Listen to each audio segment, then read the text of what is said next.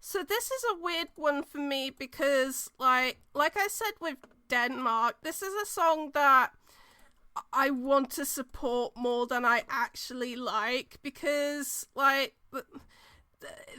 song doesn't really have much of a hook for me. It just kind of like slowly builds up and relies on Sheldon's performance to carry it. And to be fair, he's got one hell of a voice. And, you know, considering that he wrote the song himself, like, you can definitely tell that this song means so much to him and that he means every single word that he sings. And, you know, I can't take that away from him, obviously. And, the reason why I want to support this because like I saw a couple of interviews where he talked about being autistic and like how much of a struggle he had growing up, you know, being really different and also, you know, being queer didn't help much at all, you know, and you know that's something I really relate to being an autistic kid who moved to a different country. So it was just kind of like the fat weird kid with the funny accent when I first started school in the UK. So it was just pretty difficult. So I relate to him so much and I want to support him at that level. If anyone in any of the listeners thinking, you know, that's a stupid reason to want to support a song, well, you know, it's not really that different to a lot of the LGBT plus fans supporting gay artists and stuff like that. And you know, like I've only just recently started considering myself LGBT plus because, you know, even though I'm attracted to men, I'm actually on the asexual spectrum, so I've started to like come to terms with that. So like I don't want to sound like a poxy outsider sniffing at like certain sections of the fans or anything like that, but yeah, that's just kind of like, for me it's very important that us autistic people get an international platform that actually puts us in a positive light and, you know, lets us speak for ourselves instead of like idiots trying to infantilize us and stuff like that. So yeah, that's like why I want to support this, even though in terms of the actual song I'm not that much of a fan of it.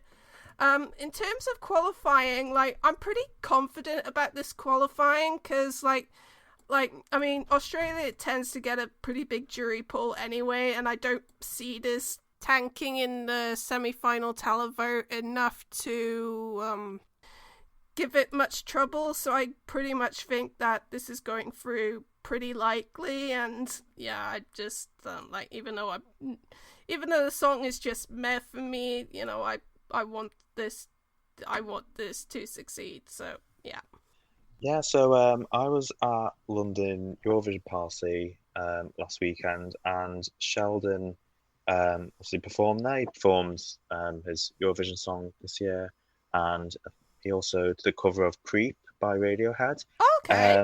And yeah, and both performances were excellent. You know, he kind of had the crowd in the palm of his hand, but apparently he was ill while he was performing. But I mean, you couldn't tell he, you know, performed like a trooper, and his vocal was still great and stuff like that. So yeah, I'm just thinking, you know, if he was ill then if he's, you know, hopefully better in Turin, then yeah, as you know, I'm sure his performance will be as good, even better. So Yeah. look forward to that. But yes, as alluded to, he's, you know, a great performer, great singer, and I'm fairly confident this will qualify. I can see it getting a similar result to kind of 2017, where it does really well in the jury and kind of tanks a bit in the televote, but it doesn't matter because the jury scores kind of so high that it kind of sails through. Yeah. Um, but yeah, as for the song, I do like the song, and as you mentioned, Carly, it's got like a lot of personal meaning, and I can certainly relate to parts of it.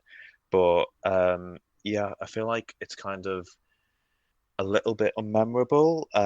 Like at the time of this when I'm listening to the song or when I'm viewing the performance, I do enjoy it, but once it's finished, it kind of leaves in my mind because there's kind Yeah, of no same. particular hook or anything that gains my attention, which is why I feel that it might tank in the televote, Mm, whereas the juries will.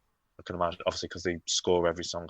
I can see them, viewing it objectively and scoring it quite high. mm. Um, I believe also that Australia is using Sasha John Baptiste for the staging. Okay. Don't quote me, but I'm sure I've seen that somewhere.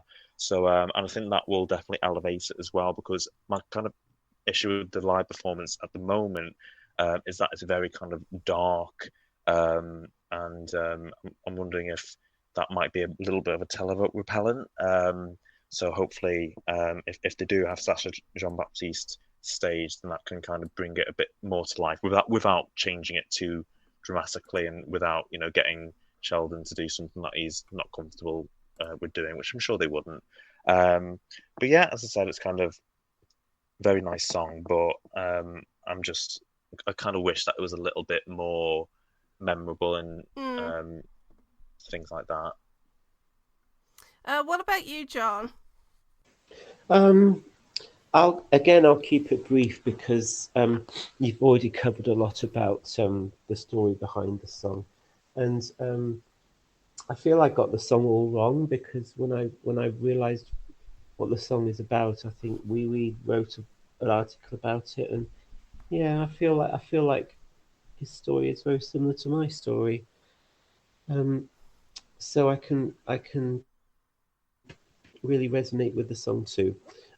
Everyone I've spoken to about the song really respects Sheldon as a performer and is absolutely blown away by his voice. They're just not that keen on the song though. Mm. Um, but I think Australia will be back in the final with this, and then we'll see how it goes after that. I think the juries will show much love for it.